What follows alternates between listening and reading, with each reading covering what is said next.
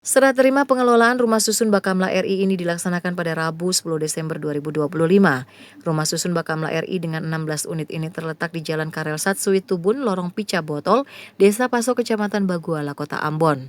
Penyerahan pengelolaan rumah susun ini dilakukan Direktur Jenderal Perumahan Perkotaan Kementerian Perumahan dan Kawasan Permukiman kepada Bakamla RI. Pembangunan rumah susun Bakamla RI dibiayai melalui APBN tahun jamak 2024-2025. Pengusulan kegiatan dilakukan pada 27 Desember 2024 yang dituangkan dalam Dipa Satker Penyediaan Perumahan Maluku dan Dipa Satker Perumahan dan Kawasan Permukiman Provinsi Maluku.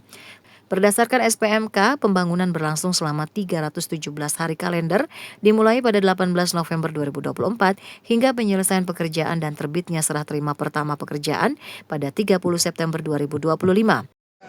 Dengan dilakukannya serah terima pengelolaan ini, tanggung jawab pemeliharaan menjadi tanggung jawab Bakamla RI, ya, terutama di pengelola unit hunian di Kota Ambon.